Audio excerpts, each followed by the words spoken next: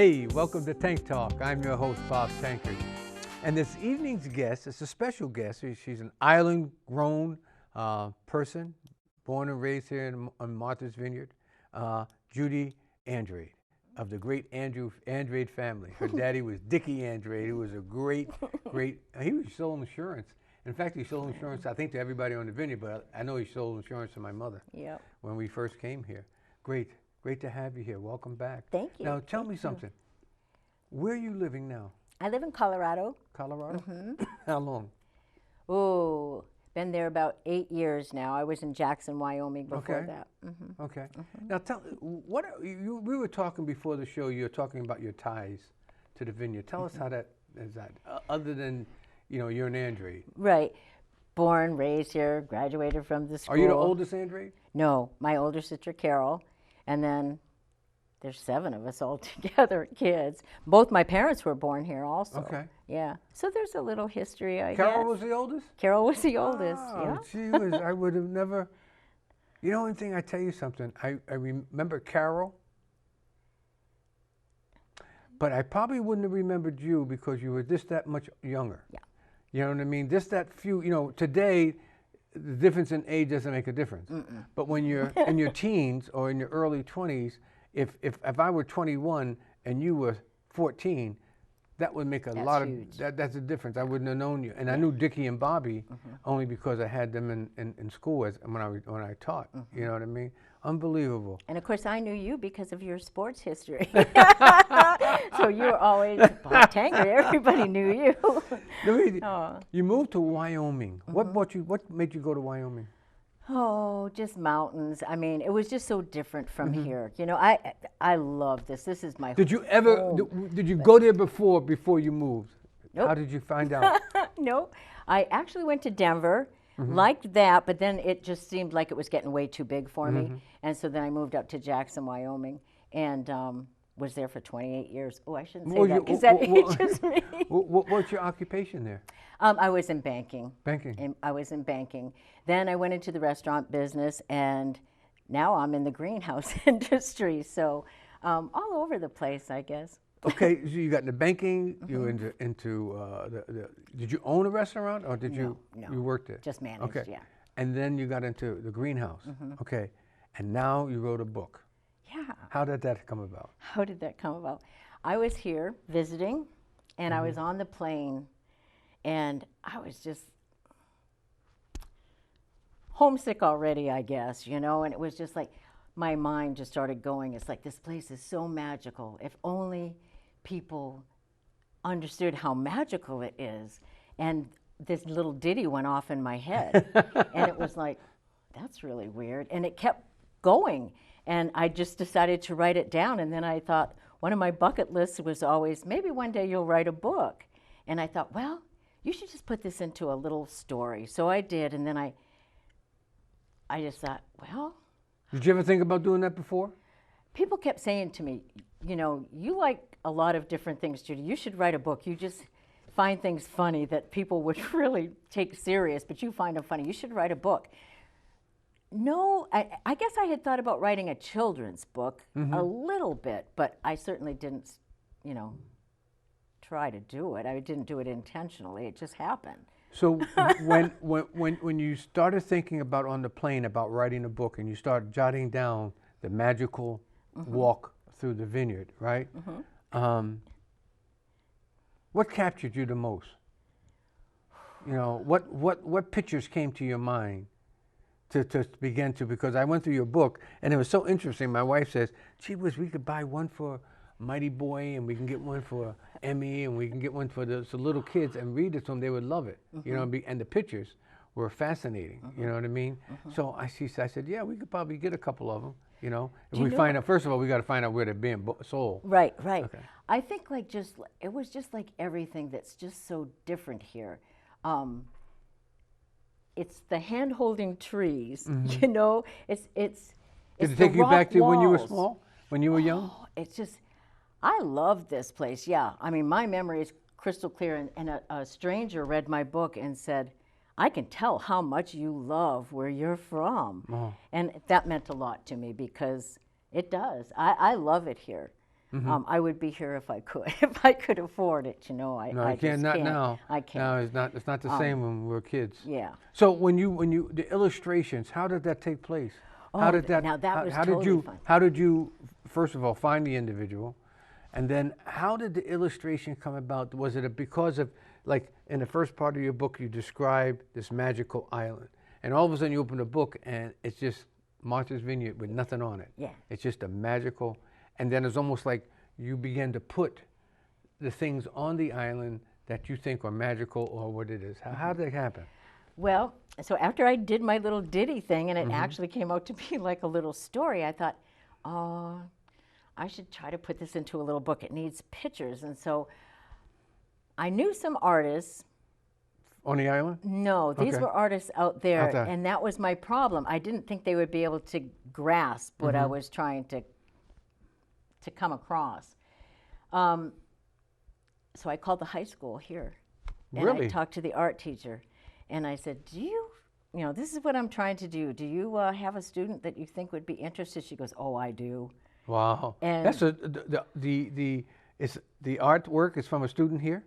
Island born also. So written and illustrated by island natives. Wow. Which I think makes it even Oh, yes, it cooler. is. And, you know, generations Right, apart. exactly, okay. So she didn't know me, I didn't know her. And I came home and met her, and she was just cute as could be, and she said, "I want to do it." And so it was all done over the phone and computer. You know, she'd say, "What do you think of this image?" And I go, "Ooh, she's a little ugly. Can you make her cuter?" or, you know, like, "Could you, you know, fix this over here? Could you put some lobster pots here?" Or whatever. You know, she was Depending she on the was scene. awesome. Yes. Depending on what you had written for that particular page or that particular scene. Okay. And then so you knew in your mind what you wanted to look like. I did a little bit, but I also said to her, "I want your input, you know, because you're the one that's going to be doing this. I want your input." And so some of the things she did herself, and it was like, right on, you know, you got it. I like it. Well, So- you know, one thing, the fortunate thing was that you got somebody that was here. Yeah. And being a high school student, she's probably a junior or senior, probably. She had just graduated at the time. Yeah. Okay, so she was the senior, so she knew what you were looking for. And she knew, and being an artist, she had a vision of what the island was at the present time and what it might have been through either books or the sceneries that she had seen in the past and what it was like and what you were asking it to be like. Because as I looked through the book myself, it wasn't what the island is like now.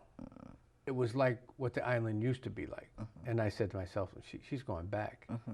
And it was amazing enough that the young girl was able to pick that up, you know. And so I'd have to say to her, like the cookie lady, nobody knows about the cookie lady, but she was a lady, she lived a couple of blocks away from the school, and she would just bake cookies all day for the kids. And this on the island? Yeah, in Vineyard Haven. And she knew all of us. She knew everybody's name. You'd And all go where was running that around. at? It was right down, what's the street that comes down from the school and then Franklin Street comes down? She was right on the street that connects the school. Is that That's Spring Street. Spring Street? Spring Street comes past the school, past the old Catholic church, and goes right down, all the way down past the town hall into town. Exactly. She was on that street? Yep. Wow. Yep. She had a little half door. I remember it. She would hold out the cookies on a tray, and she was, hello. You know, she knew us all. We couldn't wait to get there. And said, make sure you didn't get the last one. So if you got there first, Make you might sure be you able got one. If you got so the little girl in the book had walking away with two. Exactly. Was that you? On occasion. Oh, but you can't do that. People wouldn't trust you to do that No, you these can't days, do you that. know. You know, Judy, there's a lot of things. I was driving with a friend the other day, and we were talking about his family is an old island family from Megatown. And we were talking about the old days. You know, I said, you know, we used to go to Eggertown Great Pond and the different ponds and get all the clams you wanted, all the crabs you wanted, and nobody would say anything. You would drive down the beach and go fishing and, you know, do all the things that you seemed like you were able to do. And now you're locked out from driving down the beach. The ponds don't have crabs in them anymore. And the guys that used to do commercial clamming can't go in those ponds anymore because the ponds are either fished out or polluted now, and it's really not a lot of stuff in them. And you know, it's become so difficult to see some of the freedoms you had years ago when you grew up. And you know, it was freedoms, but we didn't destroy our freedoms by messing up the property or anything else. Right. You know, if we had a beach party, we clean it up and move it and whatnot. And those freedoms are gone. You know what I mean? And it's so difficult. You know, my sister Tarney, Carol, and I went out and looking for crabs the other day, and took the boat out in the pond. I went up and down the pond, nothing. Nothing. And it was just like an orange, almost like a rust on the pond. I said, what is that? And I came back and asked Dougie Benefit, who Dougie was a professional seaman, he, you know, shellfish guy. And I said, Dougie, what would that be? He says, it's probably coming out of the houses and all the stuff that's in the pond. He says, you know, it's killing the shellfish and everything else. And it's a shame because, you know, that's all a part of being Martha's Vineyard, the shellfish and the crabs and the fishing and just that independence that you had and the freedom you had to do the certain things. It's being eaten, it's been eaten up. It's Do you remember the herring run? The herring run. Remember Did you ever go up and do that? That was so much fun. My Wasn't mother it? used to love, and she said, herring, that's bait. My mother used to eat that. She used to bring the fish back, and she'd do something with it, next thing you know. And I remember, I call her Auntie Dottie Diamond. Auntie Dottie Diamond lived on Summer Street. Okay. And they all knew how to do the fish and everything. You know one thing, there was nothing wasteful. Yep. When rabbits, pheasant, deer, you know, I can remember the old days when they had the fishing tournament. In Oak Bluffs, they used to bring the fish in, and everybody would go down and see what they had, and they'd take their fish and they'd flay and put it in the freezer, and that was a winter staple. You know what I mean? Nothing was taken for granted or thrown away. You know what I mean? And that was good times. You know, we didn't have plenty, but we had it. And you were willing to share, too. To share, you know? very, very share. I can remember Dennis Rose. When I went on the military, Dennis Rose took care of my mother and stuff by bringing her vegetables. But he took care of just about everybody on Vineyard Avenue and Dukes County. He was just a gracious individual like that. Who is this book appropriately for? Because my wife and I were talking the other day. She says, well, who would it be for? Now, we got grandkids from 31 years old down to 2 years old. Wow. So it's got to be somebody in between there. You know what's really funny is I thought it was a children's book. But like, I think people our age, or see, they're feeling the history, they're remembering that. So I think it's for them also, but I think it's also for tourists. I mean, if you come here, you've done at least one or two of these things. You've gone to the flying horses, you've been to the beach, you've gone up to Menemsha, you've gone to the cliffs or whatever, you know, and so I do think it's for tourists. The reason I think it's more for islanders, perhaps just a little bit, is because there's some history in there. There's some hidden history, like the cliffs, you know, being the only colored cliffs. You know, the flying horses, I do believe they're the oldest carousel in the whole country. Yeah, that's what they say it is. So that's, historical. I tried to, like in the gay head picture, or Aquina, excuse me, there we go. But Moshe, yeah. I was amazed how she or whoever did it put that picture in there. She did it. I said, when you had in there, you said, and the cliffs were Moshe. And I'm saying, I wonder if she got it in there. I happened to look up, and there in the cloud is Moshe. She was awesome. She did an awesome job. So actually, you know, if you say, oh, that's a kid's book, it really isn't. It isn't. You know, if you really look at it, you know, you begin to think. You know, I look on the front of the book, and I'm seeing the old Islander. I know. That book was the most dependable boat. And I can remember Captain Jordan. Captain Jordan would drive that boat, man, and let me tell you something. You're in Woods Hole, and it was stormy, and most captain would say, nah, I think Captain Jordan's going home. He's going home. He said, no, we're going home. Get on the boat, and, you know. But the amazing thing that he used to do, he'd get out in the open ocean, and you, at that time, you were able to go up in the wheelhouse, take your family up and look at it and stay. And he'd say, okay, go on the steering wheel. And the big steering wheel up there was like that, and he'd have us drive the boat across. And the people downstairs knew that, you know, a 10-year-old was driving the boat across, you know. But he'd be standing there laughing and talking to you. Though. He was the most kindest, the most gentle, thoughtful person, Mr. Captain Jordan. Everybody loved Captain Jordan. But I tell you something, he was going home. Yep. And there was no boat. You were not staying in Woods Hole, living in a hotel when Captain Jordan was on. You were going home. And that was the best boat too, the Islander. That was the best boat. It the was. Island was that was unbelievable. Yep, best so boat when ever. you say appropriate, you know, when we look at appropriate for people, and when you think of a book like that, you first of all thinking of grandma or grandpa or sister or brother sitting down reading the stories to their little brother or sister. You know what I mean? But when you said to me, you looked through it and began to reminisce about the old days and start thinking about, well, how did I come up with that story? It had to be something in my life for me to be able to come up with that. You know, and I want to ask you a question. I want to go back to the beginning. When did you begin on the way on the plane? But you had to be thinking about something like this for a while. It just didn't pop in your head. It actually kind of just did pop in my head. It's really weird. It's happened to me twice, and it's been the two best things I've ever written. Just popped in when I wasn't even thinking about it. Just boom, and I just sat down. The words came out. It was like somebody came out. So did you start writing the words as they came to your mind, and then had all these words down on paper? Like I got the words here, and I'm saying, okay, now I got to put one in place of something. What could be one? What could be two? What could be three? How would that look on the paper? How did you communicate the 1, 2, 3, 4, 5, 6, 7 different wordings or different sayings to the young lady that was 2,000 miles away? You know, it's kind of like, I think there once was a magical island in the middle of a sparkling sea. That was there with gingerbread houses painted in rainbows of colors. Right. And roads under hand-holding trees. That was the first thing that just popped into my head. And it was like, huh, you know? So I kind of wrote that down. And then like it was just so weird how it happened. And then part of it did happen once I got home, because I thought like I had it, but it wasn't, that's not exactly everything I want to put in there. While you were here, how much did you gather while you were here? How much of the book was done when you were on the vineyard?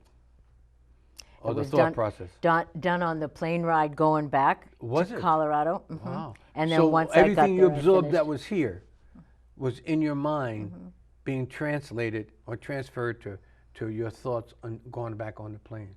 And then you got back to the plane. The thing that sort of impressed me is the young girl. Now you got this down on paper, just words. Now you got to transfer those words to her and translate it to the point of, this is what I need. Start drawing things and send them to me, and see how number 1 matches up with what you have, and 2 and 3 and 4. Going through the whole concept, the flying horses, going through the beach, going to the cliffs, you know what I mean? The whole thing, to tell the whole story, New Hampshire, you know what I mean? Which are, believe it or not, still key places that people come to the vineyard to see. They come to see the flying horses and ride them, the carousel. They want to see what the main street of Oak Bluff, Edgartown, and Vineyard Haven look like today. And in reality, the streets don't look much different other than the stores. Right. We didn't have as many stores as we grew up there, and the population is different. The population on the streets are a lot fuller than they were when we grew up. But one thing, if you went to South Beach is because of the population. It's gone from, like, when we grew up, it was like 35,000 in the summertime. Now it's 110 on any given day. So South Beach is loaded, but it's still South Beach. If you went to the street fair in Vineyard Haven, it's 6,000 people versus the 2,000 might have been when we were kids, but it's still the street fair. And when you go to Aquinnah, and you look at Aquinnah and you go up to the top, you can almost see yourself running down the cliffs like you used to be able to do. Yes.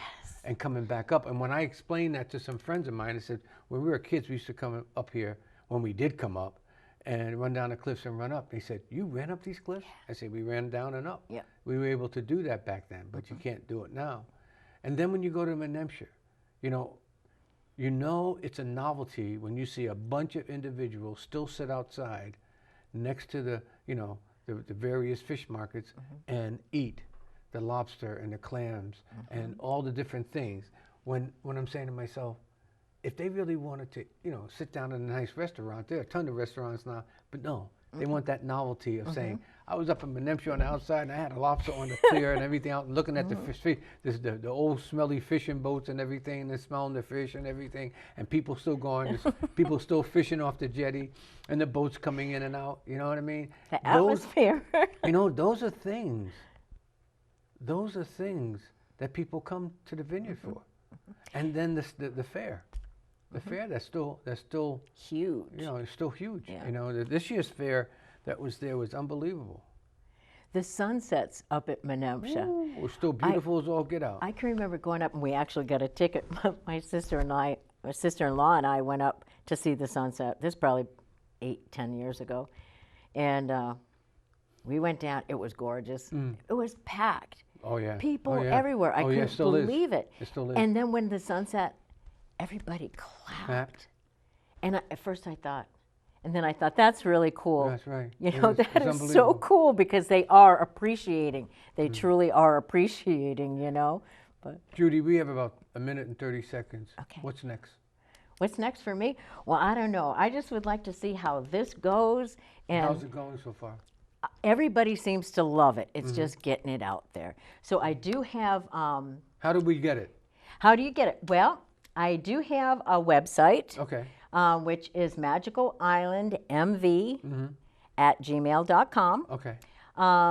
Have you talked to Bunch of Grapes in any of those bookstores? I did talk to Bunch of Grapes. I'm going to go back to see her. I only had the hard copy when I went last year. I think paperbacks might be price-wise better where we have to go. Rainy Day took some. Okay. And so, some people, but everybody loves it. So if a person on the island now wanted to go buy that book, they can go to Rainy Day. They could go to Rainy Day, or they could go to my website. And you mail it to them. I will. Okay. I will. Is it going to be in hardcover? I have hard and paperback. Paperback? So they could say, I want a hard copy or paperback. Okay.